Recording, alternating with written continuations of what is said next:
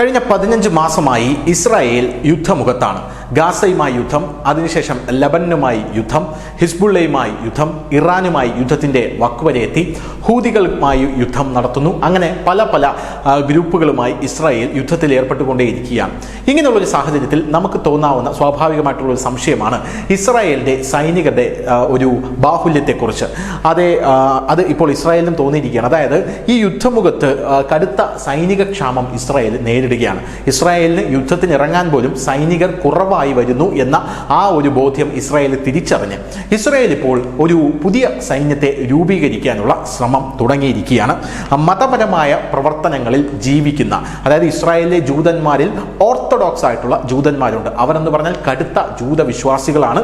അവർ സ്വന്തം രാജ്യത്തിന് വേണ്ടി മരിക്കാൻ പോലും തയ്യാറാണ്. അങ്ങനെയുള്ള ജൂതന്മാരെ ഇസ്രായേൽ ഇപ്പോൾ ഒരുമിച്ച് ചേർത്തുകൊണ്ട് ഒരു പുതിയ സൈന്യത്തെ രൂപീകരിക്കാൻ ഇസ്രായേൽ തീരുമാനിച്ചിരിക്കുകയാണ്.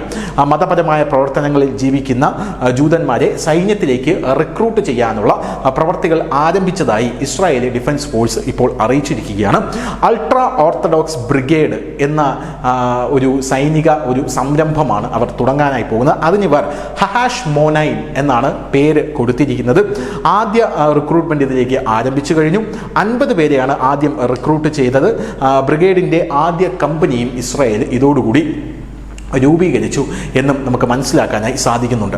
അൾട്രാ ഓർത്തഡോക്സ് ജൂതന്മാരെ ഇസ്രായേലുകാർ വിളിക്കുന്ന ഒരു പേരുണ്ട്, ഹരേദീം എന്നാണ് അവരെ വിളിക്കുന്ന പേര്. ഒരു സന്യാസ സമൂഹം പോലെയാണ് അവർ ജീവിച്ചു പോകുന്നത് എന്നുള്ളതാണ് വേറൊരു കാര്യം. ഇവർക്കായി വ്യത്യസ്ത വേഷങ്ങളും കാര്യങ്ങളും എല്ലാം ഉണ്ട്.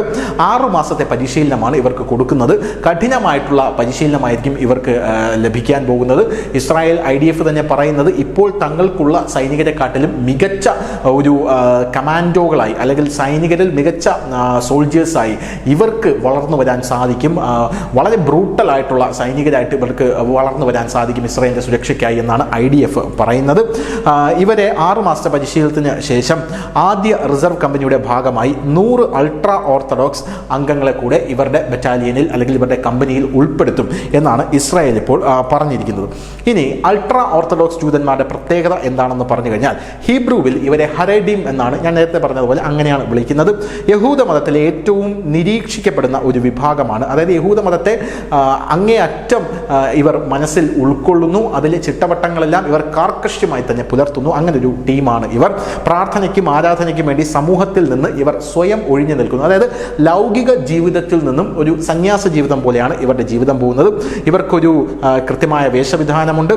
അതിൽ സ്ത്രീകൾക്ക് നീളമുള്ളതും പ്ലെയിൻ വസ്ത്രങ്ങളും ശിരോവസ്ത്രങ്ങളും ഉൾപ്പെടുന്നു. പുരുഷന്മാർ കറുത്ത സ്യൂട്ടും ഓവർകോട്ടും വലിയ തൊപ്പികളും ധരിക്കുന്നവരാണ്. ഇസ്രായേൽ നിയമപ്രകാരം സൈനിക നിർബന്ധത്തിൽ നിന്ന് ഇവരെ ഒഴിവാക്കിയിട്ടുണ്ട്. ഇതിനെ ടൊറോട്ടോ ഉമാനുട്ടോ എന്ന് വിളിക്കുന്നു. അതിനർത്ഥം മതത്തെക്കുറിച്ചുള്ള പഠനം, അതിൻ്റെ പ്രവർത്തനമാണ്. അങ്ങനെ ടൊറോട്ടോ ഉമാനുട്ടോയിൽ ഏർപ്പെട്ടിരിക്കുന്ന ഇവർ ഇസ്രായേൽ പറഞ്ഞിരിക്കുന്നത് എന്ന് പറഞ്ഞാൽ ഇസ്രായേലിലെ എല്ലാ മനുഷ്യരും, എല്ലാ സിവിലിയൻസും നിർബന്ധമായിട്ടും സൈന്യത്തിൽ പ്രവർത്തിച്ചിരിക്കണം എന്നൊരു നിയമമുണ്ട്. എന്നാൽ ഇവർക്ക് മാത്രം ആ നിയമം ബാധകമായിരുന്നില്ല. കഴിഞ്ഞ വർഷം ഇസ്രായേൽ ആ നിയമത്തിൽ നിന്ന് ഇവരെ പുറത്താക്കിയിരുന്നു. നിങ്ങളും ഇനി സൈനിക സേവനത്തിൽ ഏർപ്പെടണമെന്ന് പറഞ്ഞിരുന്നു. ഇതേ തുടർന്നാണ് ഇവർ ഇപ്പോൾ പുതിയ ആർമിയായി ഇസ്രായേലിൽ ഉയർന്നു വരുന്നത്. News desk, news India Malayalam.